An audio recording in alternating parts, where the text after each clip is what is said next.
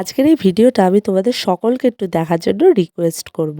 কারণ এই ভিডিওটা আমার কাছে যতটা আনন্দের সেরকম কিন্তু কিছুটা মন খারাপেরও। আজ তোমাদের সাথে আমি কিছু কথা শেয়ার করব। আর তাই বলবো পুরো ভিডিওটা দেখার জন্য তোমাদের একটুও স্কিপ না করে। তো দিনটা ছিল 18ই ডিসেম্বর। সেই দিন ছিল ইচ্ছের রেজাল্ট। তাই সকাল সকাল আমি আর ইচ্ছে রানাঘাট থেকে চলে এসেছিলাম ওর স্কুলে যাওয়ার জন্য। প্রথমে ট্রেন থেকে নেমে টোটোতে করে বাড়ির দিকে রওনা দিয়ে দিয়েছিলাম। আর বাড়িতে গিয়ে ইচ্ছেকে কিন্তু ফুল ইউনিফর্মে রেডি করে নিয়েছিলাম স্কুলে নিয়ে যাওয়ার জন্য। তোমরা সবাই আমায় আশীর্বাদ করো। এদিকে দেখো ইচ্ছা আমার সাথে গল্প করতে করতে হেঁটে হেঁটে যাচ্ছে। মোড়ের মাথা থেকে আমরা টুকটুকি ধরবো আর তারপরে স্কুলে যাব। এবার আসল কথায় আসা যাক, মন খারাপ কেন এই ভিডিওটাতে। তো তার আগে বলি আনন্দ কেন সেটা তো তোমরা এতক্ষণে জেনেই গেছো, কারণ ইচ্ছের রেজাল্ট ছিল আর ও খুব ভালো রেজাল্ট করেছে, সেই জন্য আনন্দ। এবার মন খারাপ কেন সেই কথায় আসা যাক।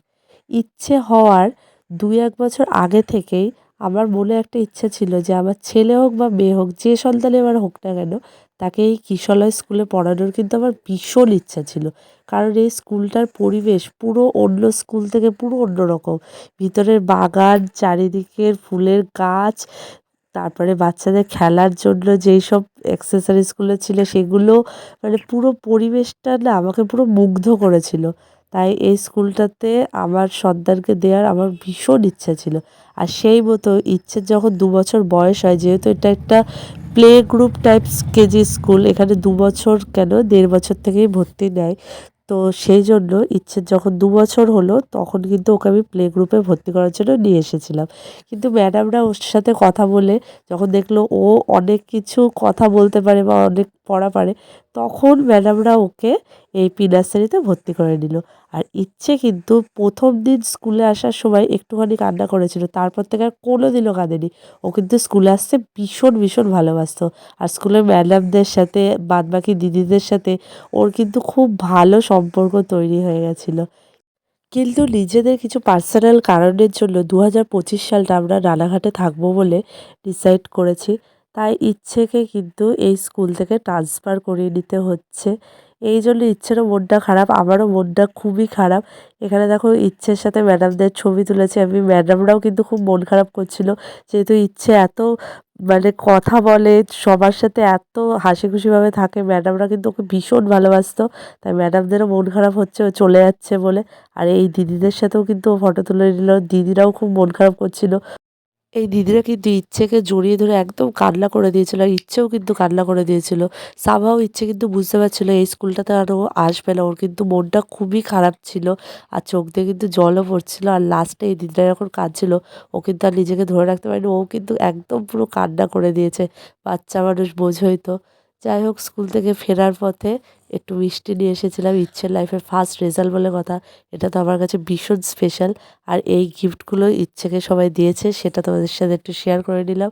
আর দুপুরবেলা মেনুতে ছিল বিরিয়ানি।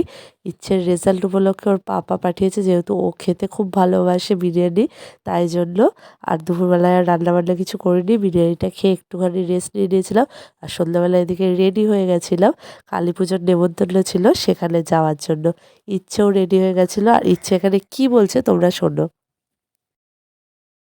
দেখো আমি আর ইচ্ছে এখানে রেডি হয়ে গেছি, আমরা এখন পুজো বাড়ি যাব। তো ইচ্ছেকে কেমন লাগছে এই ড্রেসটা পরে? চটপট কমেন্ট করে জানিয়ে দাও। চটপট কমেন্ট করো, শেয়ার করো দাদা। আমরা এখন পুজো বাড়ি যাচ্ছি। আমাকে কেমন লাগছে? বাইরে খুব ঠান্ডা বলে এই দেখো মা আমার টুপি পরিয়ে নিয়েছে। তোমরাও যদি পুজো বাড়ি যেতে চাও তাহলে একটা লাইক এবং কমেন্টে শেয়ার করতে হবে। Tata tata tata. সময় যে কত দ্রুত কেটে যায় এটাই হলো তার প্রমাণ।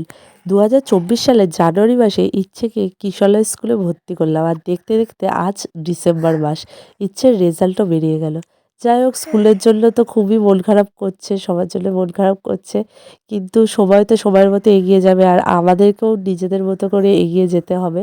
যাই হোক, ইচ্ছেকে তোমরা সকলে মিলে অনেক অনেক আশীর্বাদ করো, ও যেন জীবনে অনেক বড় হতে পারে, মানুষের মতো মানুষ হতে পারে। আর এখানে তোমরা মাকে দর্শন করে নাও, প্রণাম করে নাও। ব্লগটা এখানেই শেষ করছি। সবাই ভালো থাকো, সুস্থ থাকো।